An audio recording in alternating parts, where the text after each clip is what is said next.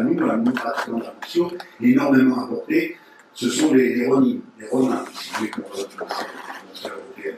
Or, les Ronin étaient, pour la plupart d'entre eux, pour ne pas dire tous, étaient des anciens samouraïs.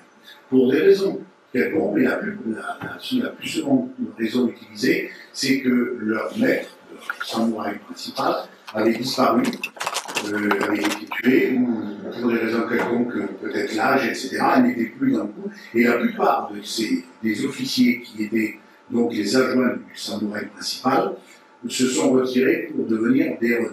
Certains sont devenus des brigands de franchement, il faut le savoir. C'est le mauvais côté de la chose.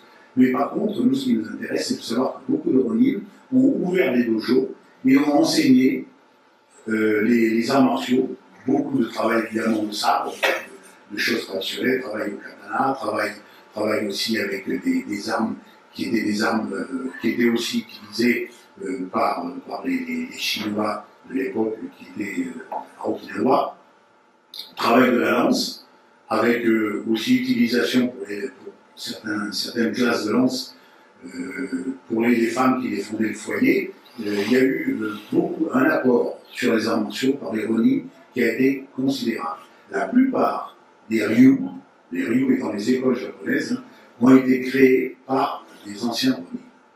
Ça, c'est ce qui nous intéresse, nous, vraiment d'une manière importante, parce qu'on est tous un petit peu issus par les arts martiaux traditionnels que nous connaissons, à part le karaté. Les autres arts martiaux étaient donc issus des Ronin. Alors pourquoi pas le karaté? Parce que le karaté était issu de l'île d'Okinawa à l'origine, et dans cette île, qui était d'origine chinoise, ce sont des paysans ou des pêcheurs qui habitaient cette île, qui était quand même une île assez pauvre, et qui étaient des Chinois d'origine, et qui, pour lutter contre les samouraïs, ont créé un système de combat qui est devenu par la suite, qui est devenu le karaté-do, et aussi toutes les écoles de Kobudo. Alors beaucoup aussi, dans le terme Kobudo, donc Ko en japonais ça veut dire petit, ça veut dire aussi ancien, homonyme, hein. C'est ça le piège. Beaucoup ont pensé que c'était les petits budo, des petits budo qui n'étaient pas tellement pratiqués. En fait, le Kobudo étaient des arts martiaux anciens, et la plupart de ceux que nous connaissons actuellement viennent de ces îles qui étaient Okinawa, qui sont devenues ensuite japonaises. Hein. Et à l'époque, là aussi c'est historique, et j'ai eu la chance de côtoyer de très très près le maître Minoru Mochizuki, qui est décédé il y a 3 ans, à l'âge de 94 ans. Il nous racontait souvent, après un stage ou après un cours qui était peut-être un petit peu dur, pour calmer un petit peu tout le monde, il nous faisait ce qu'on appelle un bon Japon, un mundo, c'est-à-dire une réunion dans laquelle le maître explique des choses historiques, pose des questions, des questions lui sont posées, ça s'appelle un mundo. Et au cours des mundos, souvent, il nous a parlé des origines, il nous disait que jusqu'en 1920, les Japonais vivants, alors qu'Okinawa était japonais, mais les Japonais vivant dans les îles principales, comme Honshu en particulier, disaient « Ah, mais le karaté, c'est un art martial des paysans qui ont voulu nous copier », ce qui était totalement faux. Et ensuite, les Japonais, on sait tous, hein, que la plupart d'entre eux qui pratiquent le karaté, sont avec une obédience de karaté, nous savons très bien que ça n'arrive heureusement rien à voir, c'est un art martial à part entière, avec une culture qui est la sienne, etc. Mais historiquement, le karaté-do est d'origine d'Okinawa et d'origine plus ou moins chinoise. Alors, on va donc maintenant rentrer dans le vif du sujet avec les samouraïs. Alors, il faut savoir que le terme samouraï, ça veut dire celui qui sert.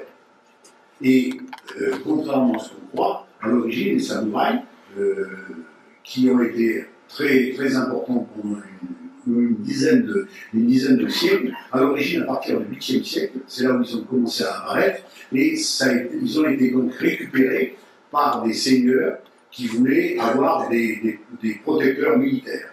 Et le samouraï, la caste des samouraïs est né à cette époque-là de gens qui sont devenus des militaires et qui se sont inféodés complètement à un système de maîtres pour le servir jusqu'au bout.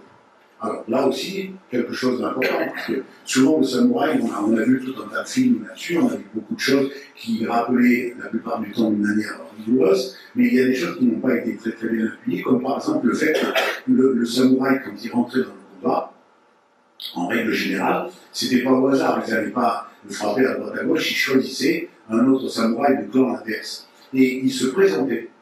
Et ça, c'est été oublié, et les historiens le disent, mais elle a très précis d'ailleurs sur le dos, l'armure qui était de face, même si ça s'appelle le dos, mais c'est autre chose, ils avaient, tout le temps, ils avaient l'emblème de leur clan. Et ils se présentaient en disant, je suis le samouraï d'un tel, de tel groupe, mes parents possèdent une terre à tel endroit, etc. Ils se présentaient avant le combat. Et ça, malheureusement, ça a été un petit peu oublié, parce que c'était une manière un petit peu, comme on avait, nous, dans la chevalerie européenne. Et il y avait beaucoup de points communs. Les Japonais l'avaient sur la poitrine, parce qu'ils n'importaient pas de bouclier, alors que nous, les chevaliers, à l'époque du Moyen-Âge, avaient un bouclier sur lequel il y avait des culs qui représentaient donc leur clan, si je puis dire, si je ne sais pas le terme japonais de clan. Alors, là aussi, historiquement parlant, les samouraïs ont été donc des grands combattants, des chefs de guerre, et beaucoup de samouraïs sont devenus ensuite des chefs militaires très très importants. Et à l'époque où il y a eu, aux rares époques où c'était la paix, et surtout quand la paix est intervenue, qui a quand même duré à partir du XVIIe siècle, elle a duré plus de 200 ans, les samouraïs sont devenus des administrateurs. Certains sont devenus des juges, etc. Par contre, ceux qui étaient habitués, qui étaient la petite classe des samouraïs, qui étaient habitués au port des deux sabres rituels, le katana et le wakizashi, ces gens-là se sont sentis complètement perdus parce qu'ils n'étaient plus dans le coup, et beaucoup se sont suicidés, se sont fait séquestrer.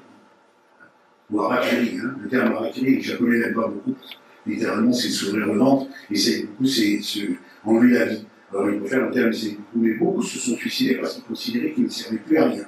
Et là aussi, il y a une chose intéressante à savoir sur le plan anecdotique, si je puis dire. Par exemple, tout le monde connaît les Mitsubishi, hein, les Mitsubishi, les voitures Mitsubishi, les magnétoscopes, etc., etc. Mitsubishi, il faut savoir que quand l'empereur, à l'époque, en 1868 exactement, l'empereur avait réuni des samouraïs qui étaient Alors, globalement, je vous cite l'histoire avec des dates, c'est pour ça que j'ai le papier. Sinon, l'histoire, je la connais par cœur. Hein. Ça s'est passé en 1701, la date est très très précise. C'était l'empereur qui s'appelait Higashiyama et qui se trouvait à l'époque, c'était Kyoto qui était la ville impériale. Alors ensuite, cette ville impériale est passée à Edo. Et Edo est devenu Tokyo. Ils ont inversé le terme de Kyoto pour venir de Tokyo. Hein. Ça, c'est la petite histoire, la parenthèse. Alors, le gouverneur d'Edo, donc le gouverneur de ce qui sera appelé par la suite le futur de Tokyo, devait présenter ses vœux au shogun et il présentait les vœux de son shogun à lui, parce que le shogun était un chef militaire, hein, disons un prince militaire. Hein. Il devait présenter à l'empereur, donc à l'empereur du Japon, il devait présenter les vœux de son propre shogun. Dans la région de Kyoto, il y avait un autre shogun qui s'appelle Tokugawa et qui a donné ensuite toute la lignée des shoguns. Il a chargé, alors je vous cite le nom parce que des fois, je suis le premier à l'oublier, Asano Naganori, d'organiser le séjour sur le nom, c'est pas important, c'est que je l'oublie, d'organiser le séjour des émissaires du Mikado, durant les premiers jours du printemps. Il y avait un maître de cérémonie qui était encore chargé d'organiser la chose, et s'appelait Kira Yoshihisa.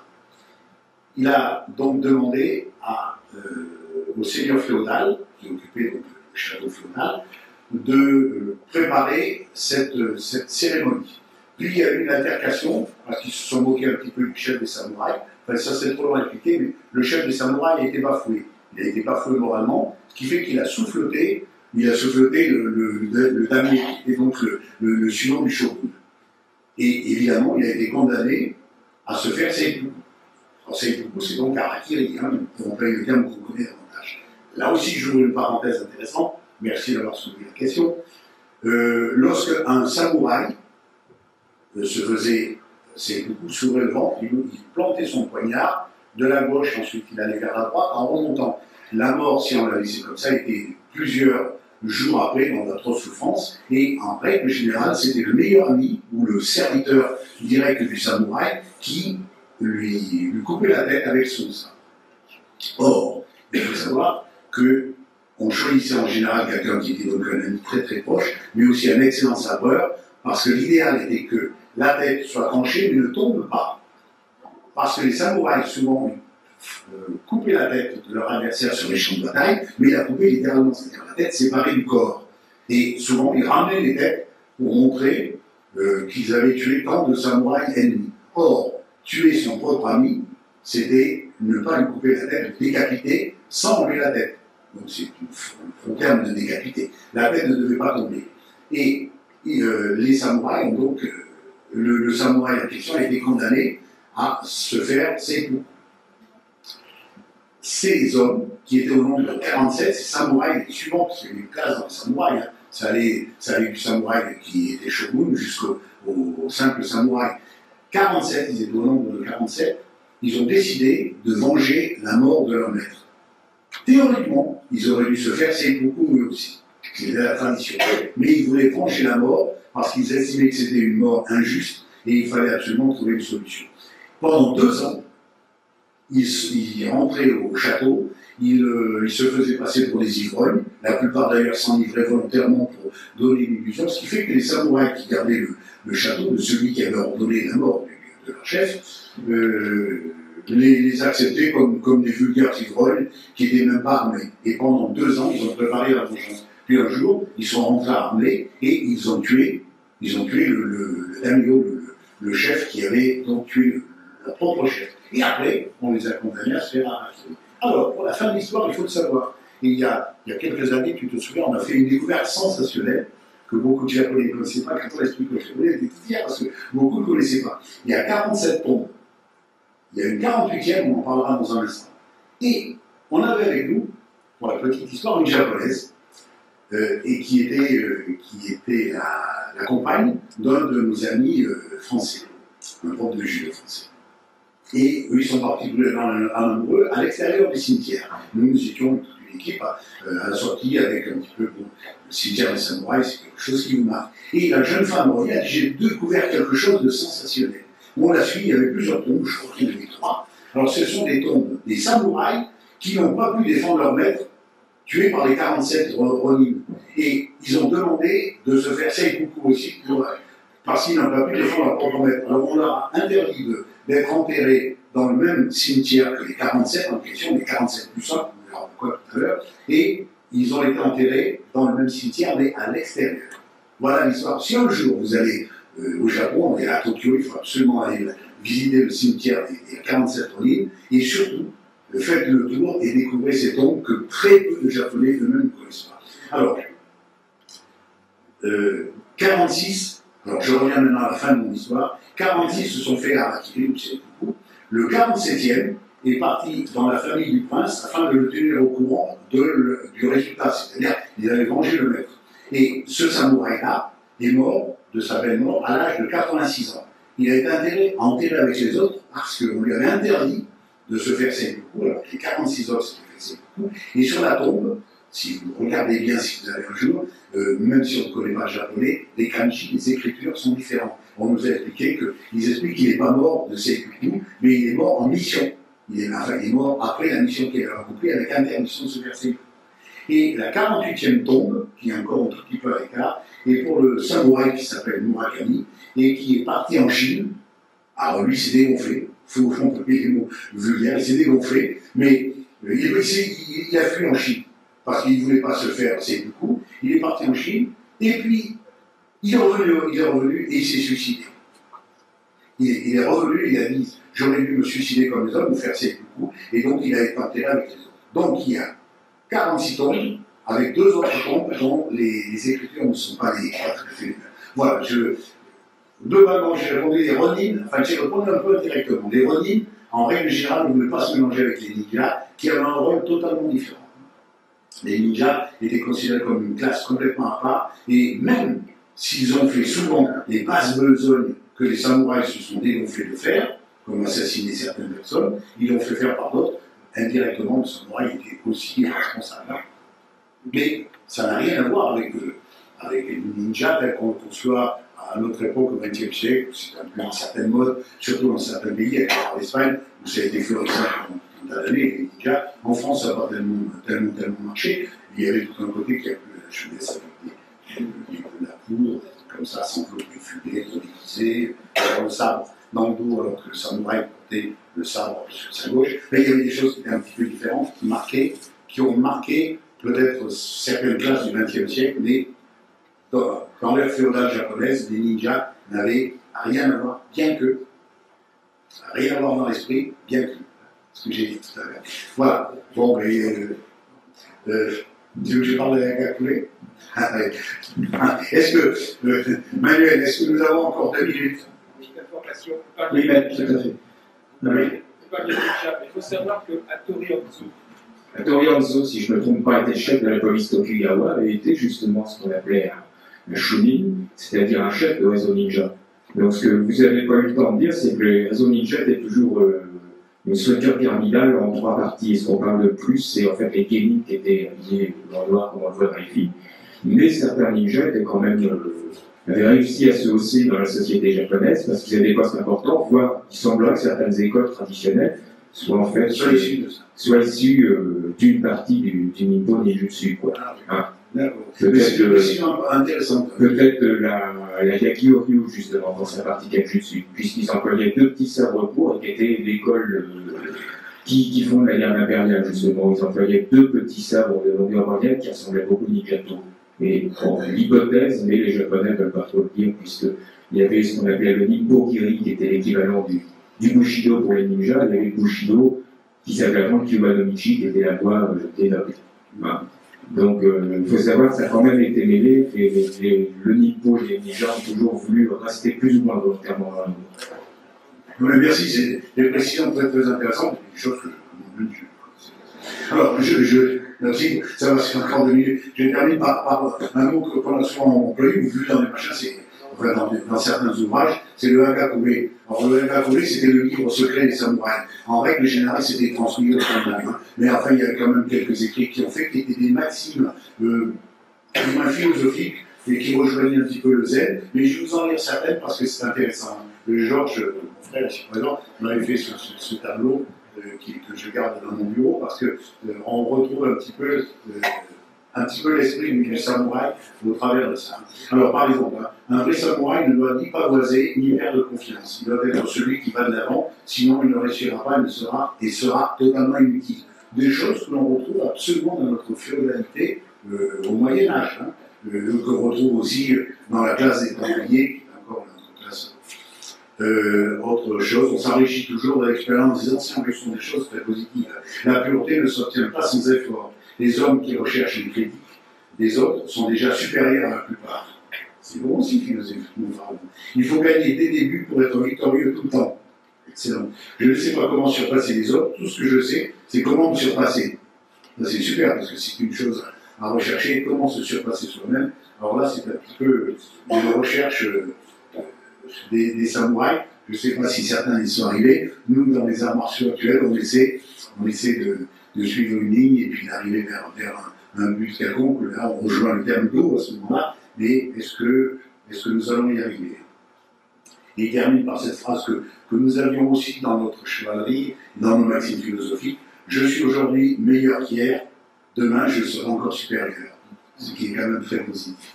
Voilà, bon, mais j'ai terminé. Je vous dis, il me reste une douzaine de pages, mais on fera l'année prochaine. Non, vous avez largement le temps, puisque on m'a dit que pour l'instant, bon, même si les estomacs crient peut-être un peu famine, c'est que le buffet n'est pas encore arrivé. Non, mais le problème qui est le plus important, à mon avis, c'est que nous allons reprendre à partir de 2 heures de poussière, on va reprendre notre entraînement, et c'est souhaitable quand même que ceux qui sont sur le tapis puissent se décontracter un petit peu, et aussi l'occasion d'aller visiter les stands.